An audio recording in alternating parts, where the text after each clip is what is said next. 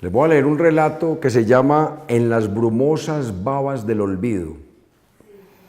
Se sentía extraño, le parecía increíble, pero en realidad estaba ocurriendo. Cada vez con más frecuencia se sumía en las gelatinosas lagunas del olvido y la desmemoria. Veía con amargura el transcurrir de días paquidérmicos desde su orilla de senectud, asumida con resistencia y sin resignación. Después de los 60, siempre creyó que su mente era mucho más joven y vigorosa que su cuerpo, el cual ya desmerecía en una larga sucesión de dolores, espasmos, contracturas que le obligaban a blasfemar contra la infame corriente del río sin retorno del tiempo.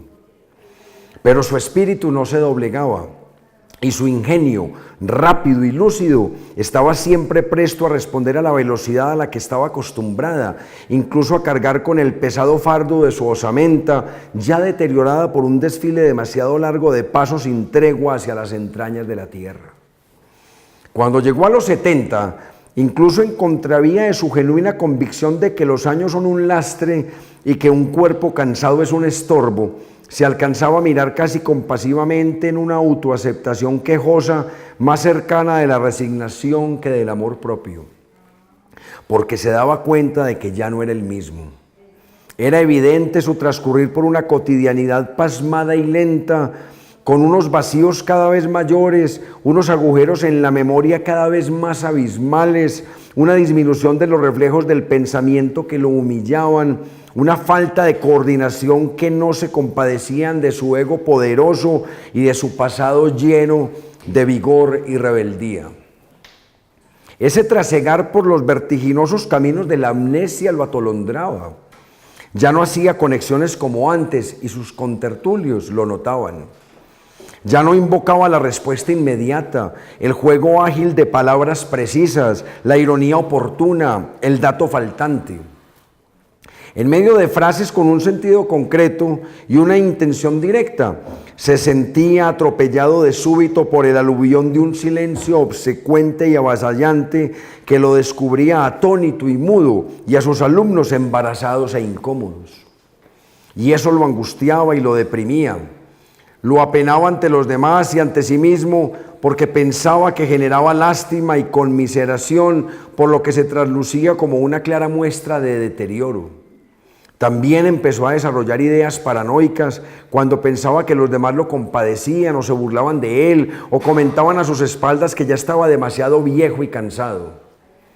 Deben estar pensando que soy un viejo chocho y reblandecido. La vejez es la más hijueputa de las pestes. Se descubrió pensando en voz alta en más de una vez. En una ocasión, una médica alumna suya del taller literario vio y entendió la tristeza reflejada en sus ojos de perro viejo y noble. Adivinando la clase de procesión que por dentro le constreñía el espíritu, le empantanaba las palabras y le acongojaba el semblante, ella le ofreció un producto farmacéutico en experimentación, desarrollado con la última tecnología europea, que actuaba mediante la revitalización de las neuronas, además de producir dilatación de la circulación cerebral, buscando así mitigar los estragos del envejecimiento en las funciones mentales de los pacientes ancianos. Sonaba interesante. Siempre escéptico e incrédulo, pero claudicando ante la evidencia del no retorno de sus viajes hacia la nebulosa de sus recuerdos, decidió hacerse una concesión. Aferrado a la esperanza de la reconquista del reino de sus cada vez más escasas claridades, se doblegó ante la opción del bálsamo que lo regresaría al nirvana de su entendimiento. Y así empezó el tratamiento. Eran 3 tabletas al día. Todavía le quedaban arrestos para burlarse de sí mismo al querer recuperar lo que entendía era el brutal impacto de una bestia que a paso firme lo arrastraba hacia un infierno marcado por la debilidad, la puerilidad y la decadencia. Pero a pesar de su incredulidad y su descreimiento, observó un impacto profundo que desbordó completamente sus expectativas. Los recuerdos fueron apareciendo atropelladamente de una forma tan rotunda que pronto se inundó de nostalgias y remembranzas que lo sumieron en un jolgorio de plenitud que lo transportó a sus tiempos de gloria y esplendor como en el más delirante de sus sueños. Las ganas de recordar, le hacían cosquillas en la mente. El deseo loco de tener posesión de su completo potencial mental le hervía de pasión en su espíritu. Una a una desfilaban las añoranzas, los datos, las fechas, las partes faltantes del rompecabezas de sus años idos, los finales truncos, las historias recortadas, el deleite de los enigmas resueltos, el goce por los fantoches descubiertos y por los farsantes desenmascarados.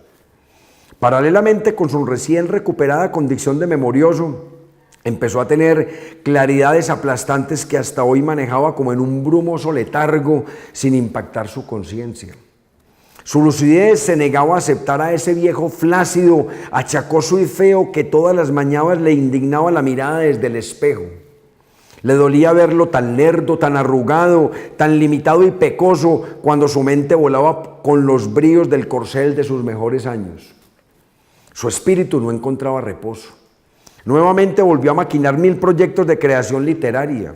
Recordó muchos temas que tenía en el tintero, encontró salidas y giros ingeniosos para historias que había abortado, pero empezó a sentir que el día no le alcanzaba para sus recuperados desenfrenos, que le podía más el cansancio físico a su esperpéntico cuerpo, incapaz ya de responder a las exigencias de su rejuvenecido espíritu.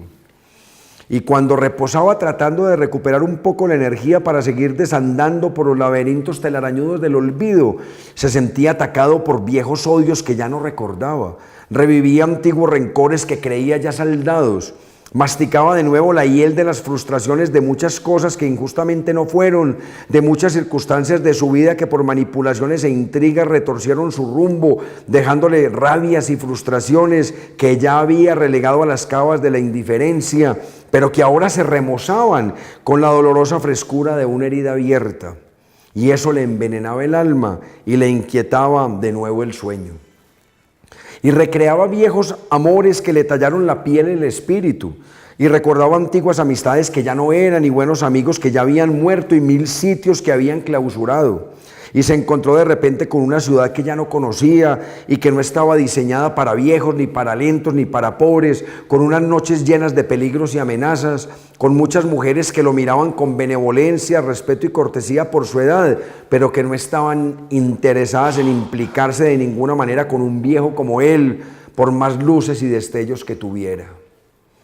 Y en la efervescencia de su entendimiento, en la cima de su capacidad para dilucidar, fue cuando empezó a comprender que estaba metido en una turbulencia equivocada, en un tornado de infelicidad, en un tío vivo loco y descarriado para el cual no estaba preparado.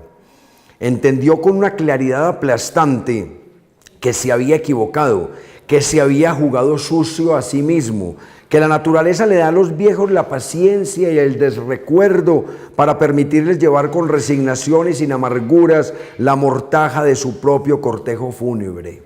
Entendió que el olvido preserva contra la frustración y que la desmemoria es un buen antídoto contra las amarguras del resentimiento y del rencor. Entendió que la amnesia cierra muchas heridas y que la lentitud del viejo lo preserva de peligros y de accidentes. Entonces, en ese momento, conmovido por la mirada de ese viejo ojeroso que lo censuraba desde el reflejo de su imagen, decidió que ya no tomaría más la droga, que era hora de descansar, que no lucharía más contra sí mismo, que recuperaría esa bruma, esa levedad, esa tontina que durante tanto tiempo lo acompañó como amigo fiel, preservándolo contra el sufrimiento, contra la inteligencia, contra el vértigo.